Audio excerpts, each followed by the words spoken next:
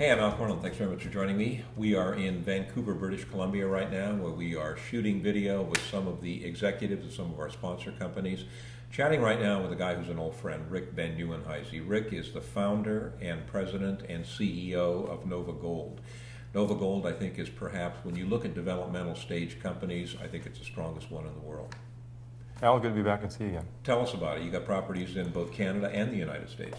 Yeah, we're really focused on two core assets, if you will. Our Donlin Creek project, which is a 40 million ounce gold deposit in Alaska, partnered with Barrick, and our Galore Creek copper-gold-silver project here in British Columbia, partnered with Teck. Galore is a pretty good big brothers. They're big. They're really big projects. Yeah. Good to have big partners Sure. advancing these things. Teck is earning its interest in Galore. They have another $20 million to spend to complete a pre-feasibility study, which should be out probably May, June of next year. So we're really focused on working on those activities right now throughout the summer. Let's talk about three things. Let's talk, number one, a little bit more in-depth description, if you would, of the property. Then let's talk a little bit about the capital position of the company, and then let's talk about your staff. I mean, you're an ex-Placer Dome guy, although I think that was many years ago. Quite a while ago. You've been doing NovaGold for about, what, 20 years now? 15, 20 years? It's almost 13 years. Almost 13 years, yeah. Who helps you out? I mean, there's got to be a slew of very competent people working with you guys. We've got a great team. It's it's actually, for the size projects we have, because we're partnered with big companies, and the way we've structured these things is there's a Galore Creek Mining Corporation, which is a joint venture between Teck and NovaGold that runs the day-to-day operations. It's managed from the board of directors, two from each company that really manage the budgets and dictate the direction. But the guys on the ground are made up of both teams from both companies that are basically dedicated to that operating company. In the case of Galore, it works much the same with our Donlin Creek project through what we call the Donlin Creek LLC. It's a limited liability corp, 50% owned by both Barrick and NovaGold, and again managed from a board of directors, two from each company that give direction principally through the budgeting process. Sure. So, so for these huge, two big, huge projects, we actually don't need doesn't require a huge amount of staff at the NovaGold level, because we really operate down at the joint venture level. But back at headquarters, if you will, here in Vancouver, we have a very competent finance team, and then our technical team has been the same for quite a while. Joe Piekenbrock and I went to graduate school together in the University of Arizona, so he and I worked together for a lot more years than we probably care to remember. But it's a good core team. I've added a gentleman by the name of Gil Leithley he's a chief advisor to myself and de facto chief operating officer. He is the former chief operating officer of Homestake, so he's got a lot of years of operational experience. So he brings a lot of expertise from when it comes to sitting down and going through our projects, looking at capital and looking at the way we would develop these big projects. He certainly brings a lot of expertise there. Let's talk about the assets. Let's talk a little bit, first of all, about Donlin. Okay, what stage is Donlin at right now? Basically, we have a feasibility study completed for Donlin based on using diesel and with wind cogeneration as the base case scenario. This is a feasibility study that was done by Barrick as part of their earn-in terms to acquire their 50% interest in the project. We've since decided, this was done in the beginning of 2009, we've since decided that we wanted to look at a gas alternative using natural gas.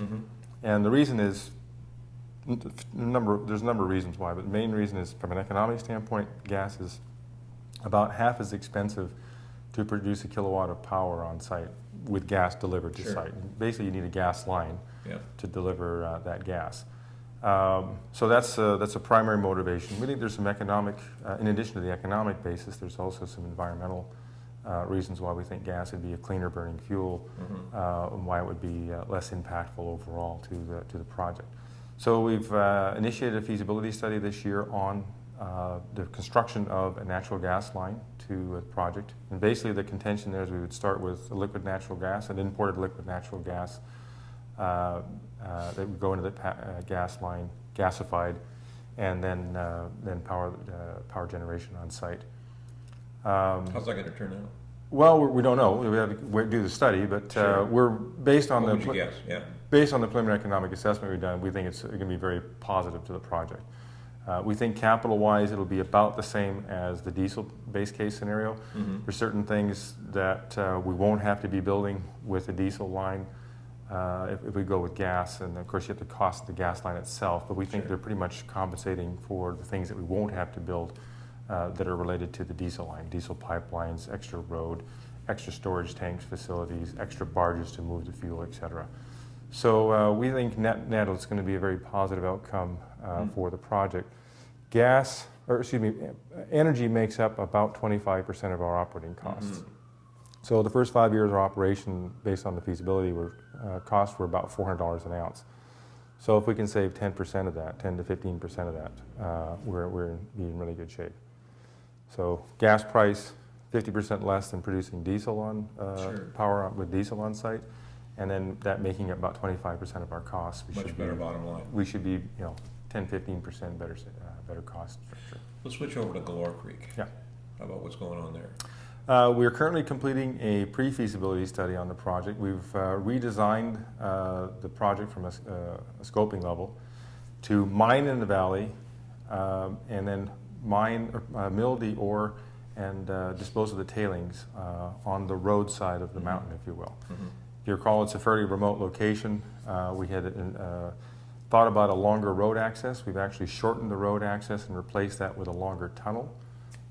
So we would then mine in the valley, convey the ore through the tunnel to the mill, which would be located just above the tailings facility, process the ore, and then dispose of the tailings in the tailings facility immediately below the mill. So it would be a simple gravity feed structure. We think this is going to be a better development scenario than some of the concepts we've dealt with previously. We'll have to see where the capital costs come out on this and the operating costs, but obviously there'll be some trade-offs. But that work's all being done this summer, mostly geotechnical drilling in that we've completed, and we'll be able to update everybody hopefully May, June of next year. You've got a great person handling your IR right now in terms, or I guess I'd call it corporate development, in terms of Rylin Bailey. And I asked her a question in an radio interview that we did 3 weeks ago, and I said, Rylin, people look at NovaGold and they say, this company's been around for a long time. It is certainly an advanced development stage company. There's no question about that. Mm-hmm. But the real upside, the perception, I guess I should say, that the real upside in investing in resource companies is, take an exploration stage company, for example, and if they define a really major asset, that's going to 9 times out of 10 cause the price of the stock to go up. NovaGold has been around, as you said, for 13 years. You continue to build. The company gets stronger every single year. But the question that I would ask is, in your mind, as the president of the company, why should people invest in it?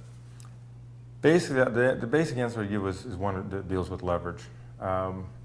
Most of our gold investors believe in gold as an investment medium. And so if you're in that space, then looking where's my best leverage should be your next question. Mm-hmm.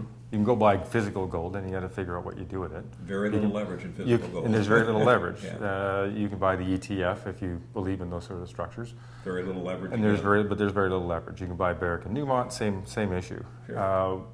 The place where you're going to get the most leverage is with the development stage companies. You've reduced a lot of the risk because you know the resources there. Sure, right.